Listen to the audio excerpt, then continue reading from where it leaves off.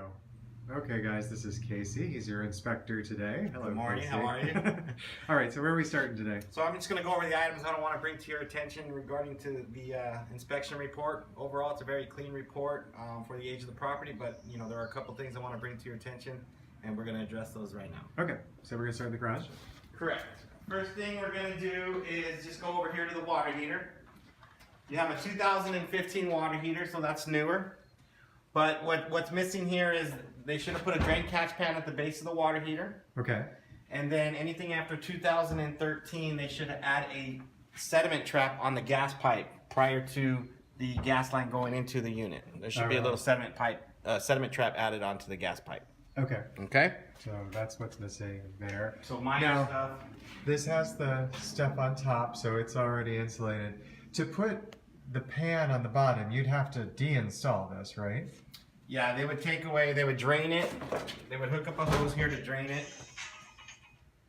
They would have to disconnect the water lines from the unit so that way they can lift up the unit and get a pan under there. But in 2015, you know, it should have been done in 2015. It was definitely an oversight. Right. So without the pan there, what's going to happen is if it starts leaking, it'll leak onto that wood area. And then fall through eventually.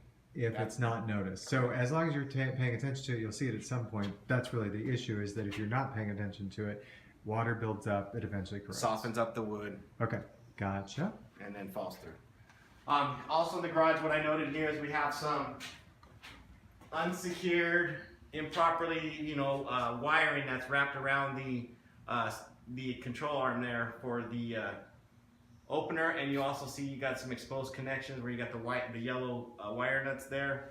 That wire should be stapled going down here, not wrapped around. You don't wrap around the coil. So this is sort of a home job to get it over. Yeah, but that's good. This all looks good here. Okay, that's all And good. they probably should have just went right up the rafter there and then down that support post, and up there and not twirled it. Okay, so that was just sort of, this was not the best job, but the rest of it is fine. Okay. Right. Same thing here, technically in the garage. When you got wiring exposed, this should either be behind drywall or in a conduit. I shouldn't be able to touch this so that way I don't penetrate it and get shocked. Okay. There's 3 outlets on this east wall. You got an outlet here, an outlet here. You have an outlet over there on the other side of the door. Neither one of those 3 outlets are grounded. Okay. Okay. Also, if we go on the outside of the garage here, minor stuff, but like I said, it sticks out when you pull up, but the lower panel to the garage door is dented and bent in. Maybe Oh yeah, mine's like somebody that bumped too. into it. So, I like to point that out for you clients on that one. Now on the not grounded, is that not grounded and possibly just because there's They didn't wires? do it right. Yeah, it's probably a loose ground wire in one of the outlets because I think all 3 of them are on the same circuit. And whoever did it, they might not have hooked up the ground on the first outlet, so therefore the additional 2 are not going to be grounded. Okay. The wiring has ground wire in it, so that's not an issue. It's the proper wiring. It's just not hooked up to the actual outlets properly. Okay. So that's an easy fix in the world of electricians. Back inside. Okay. Also, you have a ceiling fan in the garage. It's got a pull chain that does the light fixture. The pull chain that would work the actual ceiling fan is gone. It got pulled too hard or something, so there's no pull chain to make your fan work. Okay. It's odd Okay. if there's a fan in here, but I guess that's if you're working in here. Yep. Okay. Okay, now we're outside on your west patio or the rear patio outside the master bedroom. I just noted that this gate right here, going outside here, the hinges where it connects to the block wall are loose, so it's a little difficult to latch it and seat it in because the hinges are loose on the gate. Oh, so that could use some... So it's a little pain in the butt to kind of seat it in the latch if that bothers somebody. Now we're going into the house here through the master. And these are the windows that I noted in my visual inspection, that they're all It's a bad bubbled. tint job. Yeah, so it's like it's a film that they put over there, right? Yes, it's okay. a tint film. Here, the sliding screen door in the master bedroom has a broken latch here. Okay. It's on the inside, but yeah. Okay, well those are pretty easy to Yep. to get, so that's not a problem. Yep, and that's And then- and then we're gonna go over to the heater. Okay. We go look at the furnace, and oh, by the way, yes, Gerald is here. He's made it ready for Superman. Awesome. Okay. Okay, so here's your furnace here in the hall closet right here. This flexible gas line going to the furnace connects inside this unit right here. Code requires that it be a solid steel pipe inside the unit, and then this flexible line connects to it on the outside of it. Okay. Very common, see it quite often. It's a 1998 heater. Again, really wasn't enforced at the time, but that is the code, and it was at that time as well. Okay. Okay. And the Also- reason for that is if ever you were to move or the furnace was to move, the idea of having the flexible tubing going through there, it could get cut by the housing. And that's why you want to have the hard. Yeah, it's a little thinner. And basically the code requires that when you have these flexible gas connectors, you need to see where they start and where they end. They can never disappear. Okay. That's how the code is written. Right. And that's what justifies that. And that's pretty tight in there and connected at the top and bottom. So yeah, so what they'll do is they'll run a gas pipe here, and then they'll drop it down, and then this slack will just connect to it like underneath here.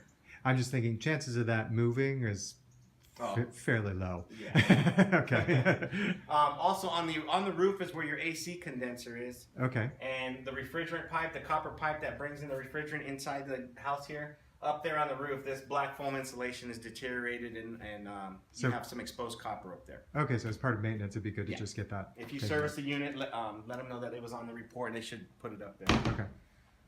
Let's see, moving forward here, laundry area here. Okay.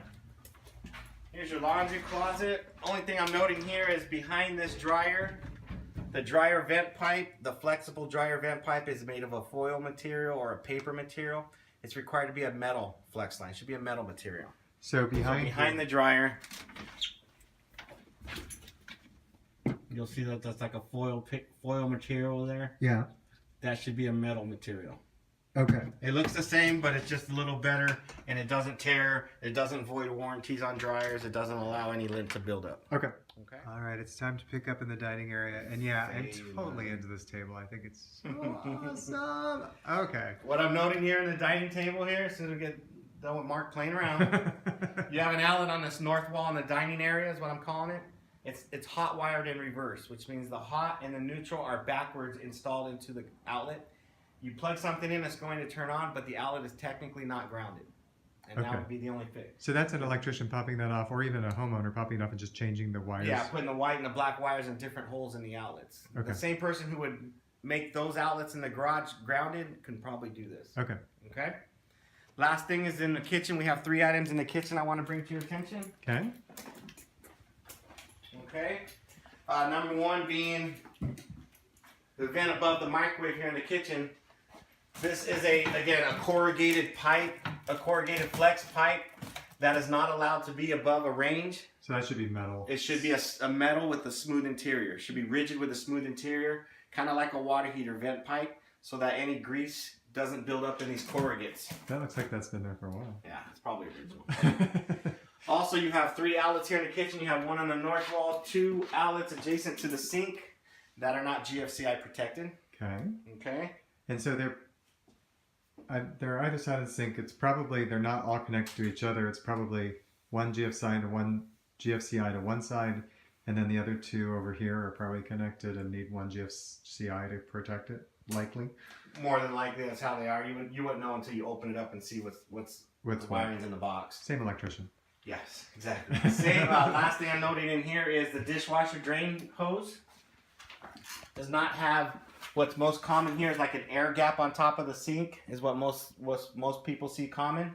Okay. So if you do not have that, what you're required to have is you're required to have a high loop installation on your drain hose, where you take the drain hose and you mount it higher in the cabinet with some slack and you secure it to the back of the cabinet, so that way you don't get any backflow going directly from the garbage disposal down to the hose and obstructing it. Okay, so that particular one just goes straight down. So there would need to be they need to add an extension. Yeah, they need to add an extension and get a loop in there. Okay. Even if it's up here in the back, up here, you can loop it up here. You know. So is that's an instant hot water? That does work. Okay. Yep. Yeah, it does work. It does produce hot water. Okay. You make your instant tea. Okay. And then the other thing I noted here is the smoke detectors that are here outside of each bedroom do not work. They are older than 10 years old. They are not the proper style smoke detectors for the city, Cathedral City. Okay. Also, there is no carbon monoxide detectors in the house, which is another code requirement that's not here. Well, but that'll get done for you guys because the city requires a seller to do that every transaction. Okay. That's it. Okay. You guys will have a report emailed to you tomorrow with Mark getting CC'd on everything I send you guys. Okay, thanks, Casey. All right.